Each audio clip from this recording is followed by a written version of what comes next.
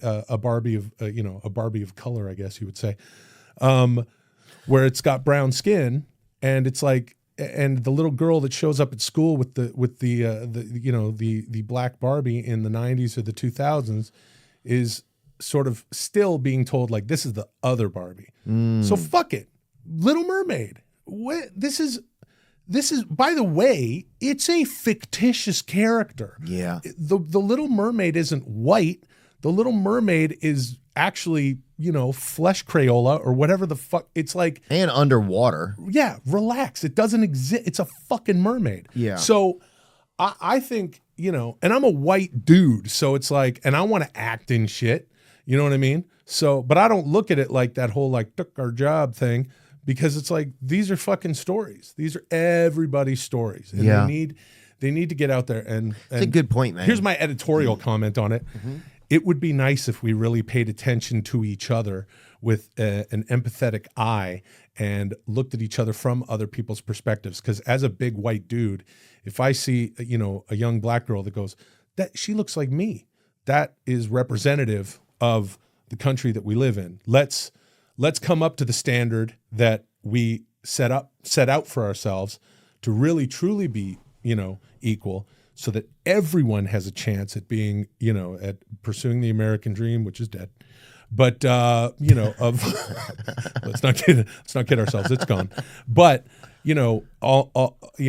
everyone being created equal, pursuit of happiness, and everyone is free, and no one should be afraid, and you need inclusion now. And shit sets it off. Look at what happened. Trump gets in the White House, and then the next year there's more women and people of color running for public office than any other time. These things have a way of they work themselves. Well, I don't know. Right, they kind of work themselves up, but like one thing inspires another thing. Yeah. It's like women of color felt like maybe we're not included enough, so now we have to get out and run more. I feel some responsibility. Yeah. Right. I think sometimes. I guess it totally makes sense. I used to think about how like the Disney World commercials only had white people in them, right? So then if you're watching that as like a different color person, you think like, Disney World's not even for me, right? Like you might think that as a kid, right? Which is crazy to think, right? And you'd be right. Right. Disney World's not for you. Right. Yeah. At the time, you probably couldn't. Yeah, most people probably couldn't even afford it. Yeah. Well, I mean, across the board, there's all sorts of people. That's for like. Well, I don't know about you. I mean, your comedy and your life experience. I remember the joke you had about 2 tank tops. You know what I mean? Like, oh yeah, cold in the winter and having. Well, I'll just wear 2 tank tops. So, it's like, I went to Disneyland when I was 13. You know what I mean? Little kind of didn't really give a fuck as much anymore. But me and my folks my brother and sister were older. They're 9 and 11 years older than me. I'm sure they weren't interested in driving down the fucking coast with mom and dad. Y'all drove all the way down there? Yeah, we went from Vancouver all the way to went to Tijuana actually too. For what? For dad? Yeah, just so you could buy like a cheap bottle of Kahlua. You know, God, risking your whole family's life to go get that bottle of liquor. He's a fucking crazy Italian sailor. You know what I mean? That's what I learned from him. Does he still sail? No, not anymore because he's dead. So he might be sailing in some other dimension that he's in with the big Buca de Beppo in the sky. Huh? Buca de Beppo in the sky. Yes. But yeah, we were always camping and wops on boats, fishing up pregnant salmon and breaking laws. But I got down to Disneyland and we had my old man was a waiter and a maitre d' downtown at the Hotel Vancouver. Had a wonderful job. They're Italian immigrants. Mom was a stay-at-home mom. You know what I mean? We had that income. There was 3 siblings, and we could have a fucking whatever big old house that was built in the 70s, big fucking barn 5-bedroom house in the suburbs. I think that a lot of kids look at the Disneyland thing and go, I'm not allowed. I can't fucking get to Disneyland. But with regard to commercials now, it's like the opposite. There is no such thing as a non-interracial couple in any commercial anymore. People are definitely interracial, double racial. Yeah, which to me is like that's the good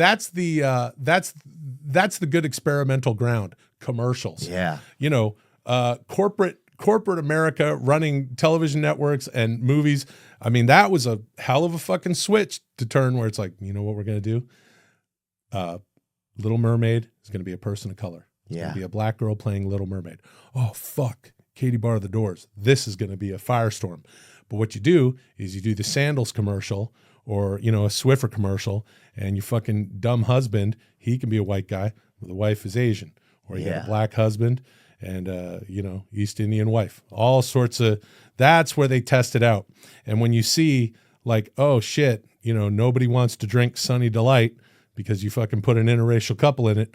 All right, well, the company behind Sunny Delight, which is IBM, by the way, they make Sunny Delight. Do they really? Yeah, they're responsible for Sunny Delight. Damn, I knew it. Yep. So they're going to go, okay, this was a good experiment, you know, and then they're like, make the Little Mermaid a person of color. It's the proving ground. Commercials. Also, because really no one's is. watching them. We're all fast forwarding through them anyway. Yeah, but you're right. It's like, this is what it's like. Let's see. And it's also the business attached to it. I got to pee really fast, man. Can I pee and then we'll get back into it? Yeah, don't do the rug, right? All right, huh? No. Yeah. Dude, sometimes I miss. Do you miss sometimes working? Do you miss being like young and having that first job that you had? Remember that kind of energy back then? Yeah, man. Yeah, I do. I miss it. I miss like being super enchanted by the business. Yeah. And I just mean any job. Oh, sure. Any fucking job. Yeah, you know, for me in particular, you know, working in show business and stuff, which I was fortunate enough to get started in when I was younger, when I was like a teenager and shit. Yeah, I mean, you've had an amazing career of entertaining people. Yeah, has it changed recently? Has things changed in the past, like, 5 years? I mean, even on talking about, like, AI and stuff, and even, like, looking at that and just thinking of what the possibilities could be. Or couldn't be, and the value actually of still being like, you know, of having a personality that, you know, it kind of goes back to like that John Henry, the steel driving man or whatever. Remember that story? Yeah. What was that story, Zachary? Can you bring it up? And it was like they had the machine that was that challenged the guy to like chisel through the mountain. Okay. Yeah. Right? Yeah. And it was you got it, Zach? John Henry, the steel driving man. So, John Henry was a mighty man. He would spend his day drilling holes. And then a railroad company came along and decided that they could go through this mountain with a machine. And so they challenged him, the man against the machine.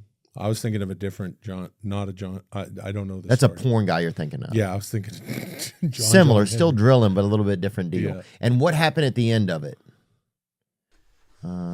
So this is a Wikipedia. The contest involved Henry competing against the rail line. The steam drill machine could drill, but it could not shake the chippings away, so its bit could not drill further, and it frequently broke down.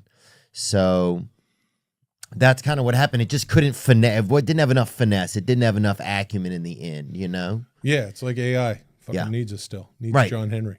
It still needs John Henry. Yeah, we got to clear away the chips. You're still gonna want a guy who's like who can be like real, I think.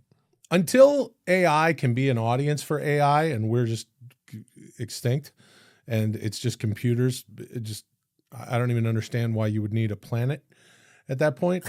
We're going to need humans until that point. Yeah. I mean, whatever. We rule, right? I mean, we make soup out of sharks and shit. Yeah. We do whatever the fuck we want. Oh yeah. Until dogs get super smart, like in that Rick and Morty episode. It's still going to be us. I think we're still the champs. It's there's not going to be a whole lot. So long as The Rock is around. Yeah. Yeah. If there's someone who can fuck up AI, it's The Rock. Yeah. I always say pour water on it. Just if we don't like AI, very simple, pour water on it.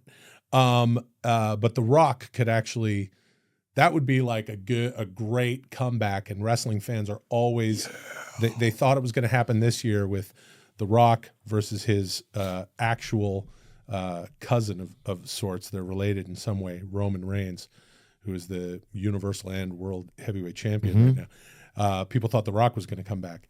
If somehow Vince McMahon and Triple H and Stephanie McMahon could put together The Rock versus AI, that would be a good one. And my money's on The Rock, even though the outcomes are predetermined. Yeah. When you when you look, because you did some wrestling